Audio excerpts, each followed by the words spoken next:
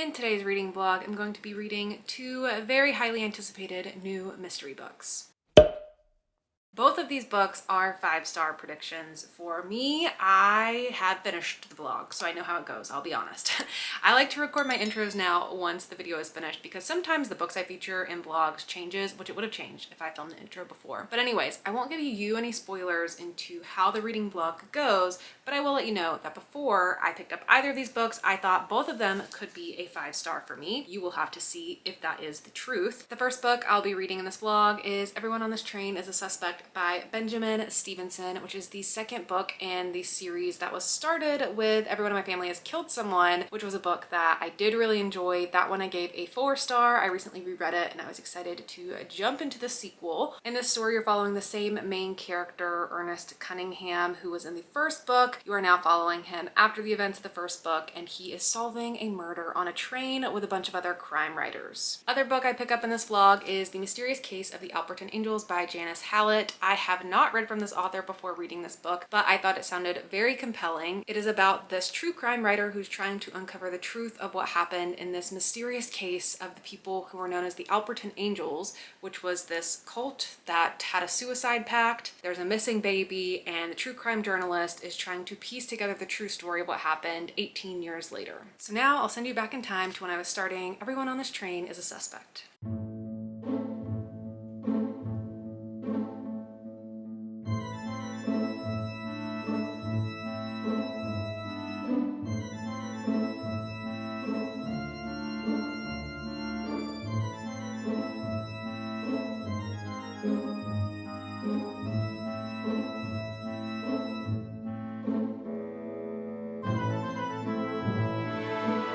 I am now 70% of the way through Everyone on This Train is a Suspect. I figured I had time for one more update before I completely finish the book. I sort of can't believe I'm 70% of the way through. It feels like 70% has not happened of this story. It feels a lot slower than the first book did. I just expected more to have happened by this point, and I was expecting for this book to be better than the first book, and I'm starting to get nervous that it won't be. And I'm really upset about that because I really wanted to love this. I wanted to come in and this be the 5-star, and the first book was so close to a 5-star, but then this was the one that was actually gonna do it. I don't think it's gonna do it.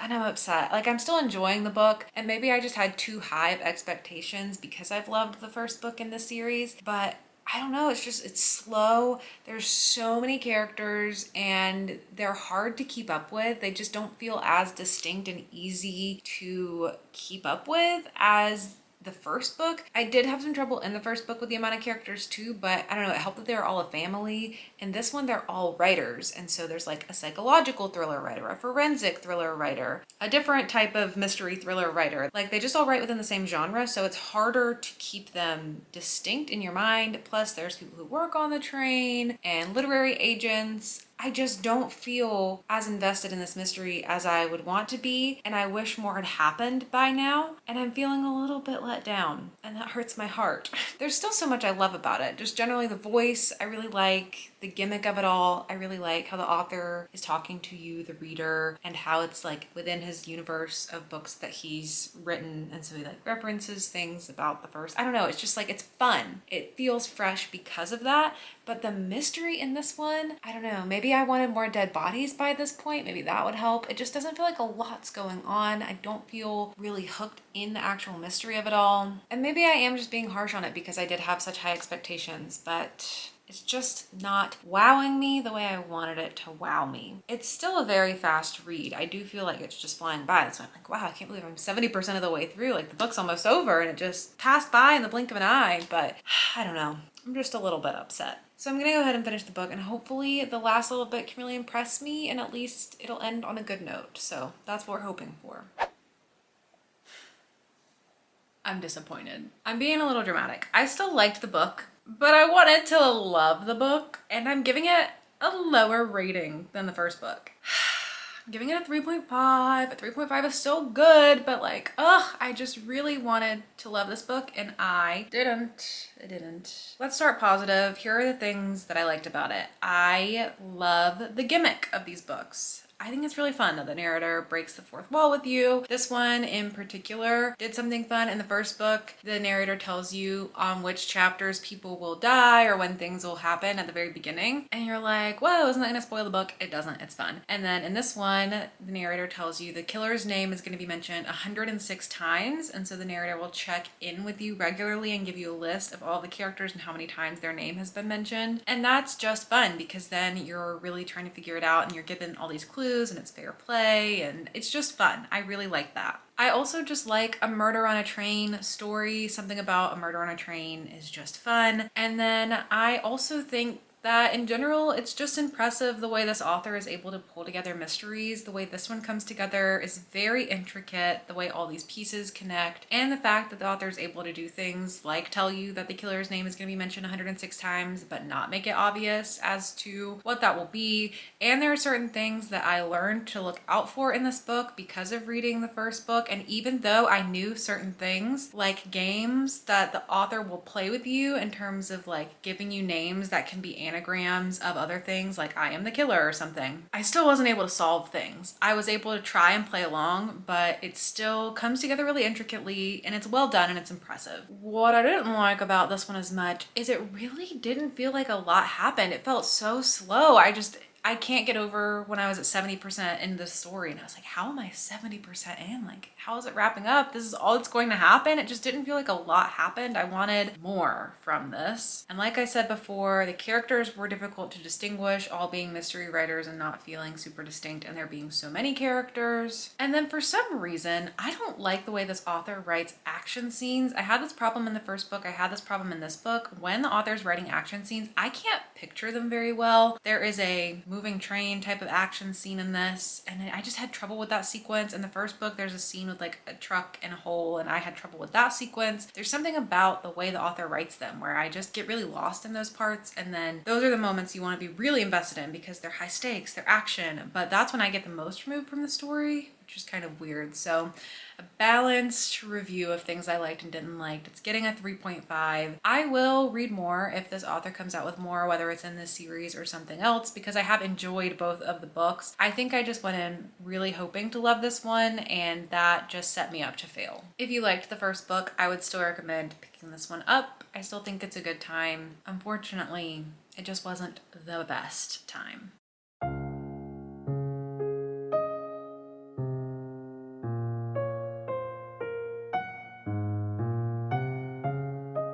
I'm 164 pages into The Mysterious Case of the Alperton Angels, and so far I have been wildly surprised by how this book is written. Maybe this was foolish of me, but I had no idea this was going to be 100% mixed media. I expected some mixed media from what I know about this author, but I've never read a book from Janice Hallett before. I know The Appeal was really popular. I'm pretty sure that one's all mixed media, but I feel like that was a selling point of it that I heard about. This book, I did not know was going to be entirely mixed media, and I don't really think there was anything in the synopsis to really let you know that. I do see on the back there's a blurb from Julia Bartz saying Janice Hallett is the queen of found footage thrillers, so maybe if I would have seen something like that I would have known, but it's entirely emails, transcripts, little blurbs of things entirely mishmashed together. So when I started the book and it was like that, I was like, oh, I wonder how long we're gonna have the mixed media before we get into the story. And I flipped through and I went, oh my God, the whole book is like this. I don't think I've ever read a book like this that is entirely mixed media. I have read mixed media within my books. I don't think that I've ever read it where it is entirely like this. And at first I was really nervous about it because I'm not gonna lie, I was finding it to be a little bit exhausting. I was having trouble feeling like I was getting sunken into an actual story because you're just reading all of these little clips of things and it just wasn't feeling like a fully fleshed out story. But as I let myself keep going and get further into the story, around page like 60 or 70 I feel is when I started to get more into the story, and now I do feel like there's a universe around it, but it still doesn't feel like reading a novel. It's very different from reading a novel for me, so it's weird and I'm not sure how I'm gonna feel about it by the end, but for now I'm intrigued. The story that it's developing is interesting, and with what it's working with, there is some amount of characterization that's coming through that is kind of impressive for the little ways that it's doing it. The story that's being told in here is you're reading through, theoretically, it's like you found a box and you're finding all these documents within it, and you can either give these documents to the police or you can get rid of it and act like you never found it. And so you're reading all of the documents that are collected as this woman named Amanda was working on writing a true crime story based on this case that happened that they call the Alperton Angels. Essentially, there was this group of teenagers and other people who were all convinced by this guy named Gabriel that they were angels and it was a cult thing. And there are two main players that were 17 at the time, Jonah and Holly. They had a baby and they are the survivors. Gabriel is still alive. He ended up going to jail. It was like a murder-suicide situation. He was trying to convince them that the baby that Holly and Jonah had was the Antichrist and that they had to sacrifice the baby at the time where there was this planetary eclipse where all of these different planets were going to be aligned. And everyone ended up dead, but the baby survived. Jonah and Holly survived. Gabriel survived. He is now in prison for it. This all happened 18 years ago, so the baby's turning 18 this year, and Amanda's trying to track down the baby to get a fresh new take on the case. Amanda also ends up having to collaborate with her friend slash foe, Oliver, who is this guy that she worked with in the past. He's also working on a book about the case, a different angle, but their agents or editors basically end up bringing them together. So now they're kind of collaborating on trying to get in contact with some people, find a new angle to talk about what happened in this case. While they are investigating, things start to seem weird. There's very much this thread of sort of supernatural, like preternatural, I guess, right now, where there's these weird things that are happening. If you know about angel numbers, there's been a couple instances of these angel numbers coming up, which are just like a sequence of like 222, 444, 111. If you look at the clock and it's 222 or 444, 888, that's a whole thing. And so there's like threads of that happening. They're not acknowledging all of the weirdness. It's like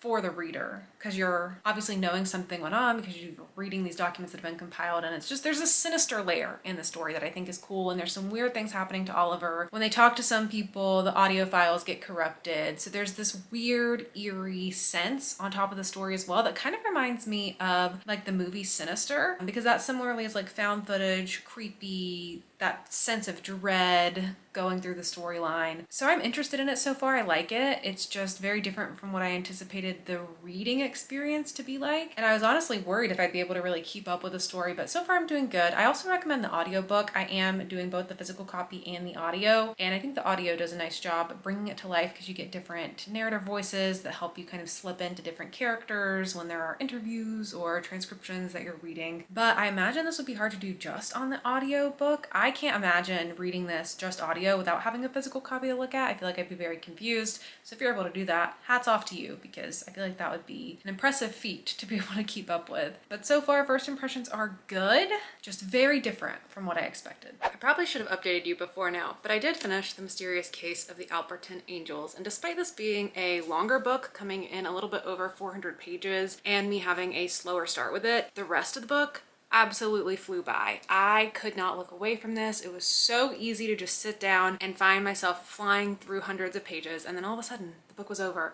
And I didn't want it to be. I ended up loving this so much, which is such a turn of events from my first impressions on the book. I was so hesitant after that first chunk of reading that, I don't know, I just didn't know if it would be for me, but once I got used to the story, I was so absorbed in it. And at the very end, I was like, I could literally start this over from the beginning right now and read through the entire thing again. And I kind of want to just get other books from Janice Hallett and read them again, because now I'm kind of like addicted to this format. And I'm like, this is so cool and this is so impressive. And if you can't tell, I'm giving this a 5-star.